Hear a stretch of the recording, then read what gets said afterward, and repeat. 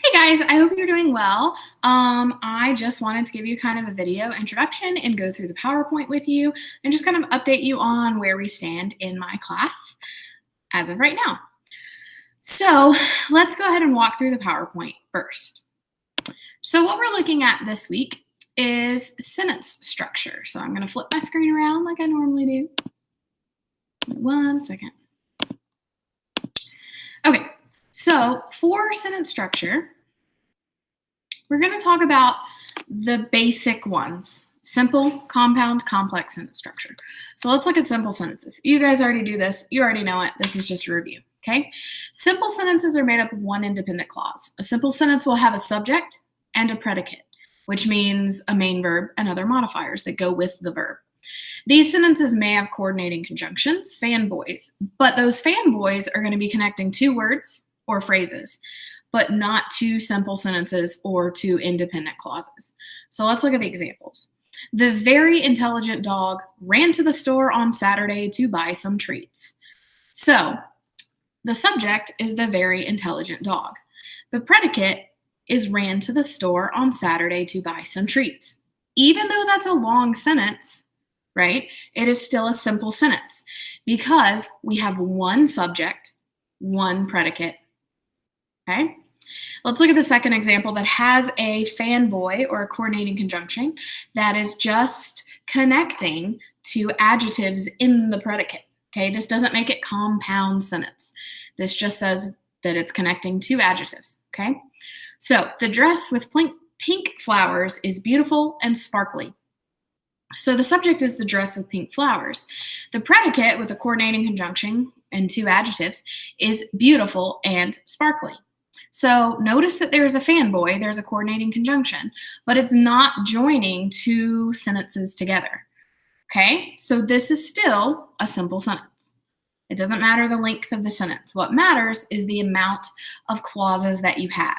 If you have one independent clause, which means one subject, one predicate, that means that it's a simple sentence, no matter how long it is, even if it has a coordinating conjunction, as long as the coordinating conjunction is just connecting two words or phrases. Okay, let's look at compound sentences. So a compound sentence is always going to have a coordinating conjunction. That's the fanboy, right? For, and, nor, but, or, yet, so. But it's going to be connecting two complete sentences.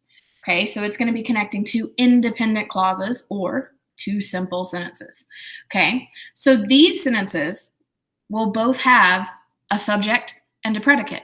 So in a compound sentence, you'll have two subjects and two main verbs and predicates. So let's look at the example. The dress with pink flowers is beautiful, but I want this red skirt instead. I have a typo. It says reed skirt. I'll go back and fix that. So my subject is the dress with pink flowers. My second subject in my second simple sentence in this compound sentence is I. Okay? My first predicate is beautiful. My second predicate is want this red skirt instead.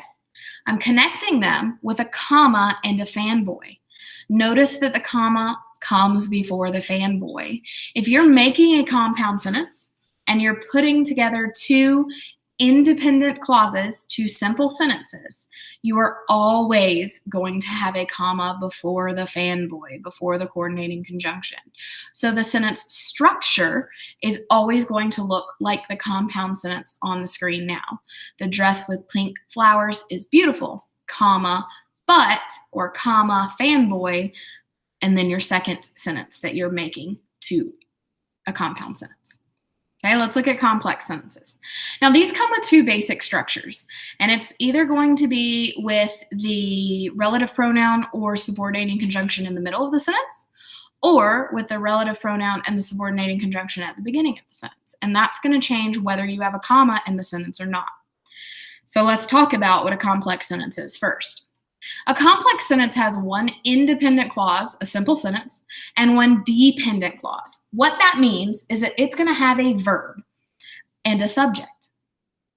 And it's going to start with a subordinating conjunction, right? Remember the main ones we use, the anagram, a white bus, or a relative pronoun. Okay? So if we look at this sentence, Martha is wearing a sweater that her grandmother knitted. Martha is my main subject of my independent clause, my simple sentence. Is wearing a sweater is my predicate of my independent clause, my simple sentence. That her grandmother knitted is my dependent clause, and that begins with the relative pronoun that. And because that is in the middle of the sentence, there is no comma. Okay, so notice in the sentence, there's no comma because the relative pronoun is in the middle of the sentence. If the subordinating conjunction or the relative pronoun is in the middle of the sentence, you do not use a comma. Okay? Okay, let's move on to the next structure of a complex sentence. So if a complex sentence begins with a subordinating conjunction or a relative pronoun, there will always, 100%, always be a comma following the dependent clause. So you're going to put the comma before the subject of your main sentence, your independent clause. So let's look at the example. Since Maria went to the store on Saturday, comma, notice I'm separating my dependent clause from my independent clause with a comma because I've got since, the subordinating conjunction in the beginning. Her refrigerator is full of all of her favorite foods. So I've got the subject, her refrigerator, of my main clause, and I've got the predicate is full of all of her favorite foods of my main clause. But before that comes the dependent clause, since Maria went to the store on Saturday. And that dependent clause begins with the word, the subordinating conjunction, since. And because that's in the beginning of the sentence, I have to have a comma in the middle to separate my dependent clause from my independent clause. Her refrigerator is full of all of her favorite foods. Again, I'm going to say it again because it's really important because this one's really confusing. Notice that the comma is in the middle of the sentence. If the sentence begins with a subordinating conjunction or a relative pronoun, there will always be a comma following the dependent clause. Okay? So that is the basic structure of how these sentences are going to look. You're going to have a practice sheet that's going to ask you to go between and tell me what's simple, tell me what's compound, tell me what's complex. So you're going to have that. It's going to be in the resources box. You're going to do as you normally do and make sure to submit it through Paladin Portal.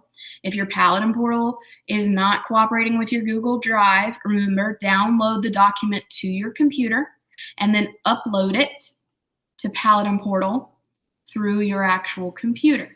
Okay, so there's loopholes. So please don't email me them because I will lose them and you will get no credit for doing it. And I'm just going to say it was late because you didn't follow directions and you didn't let me know you were having issues.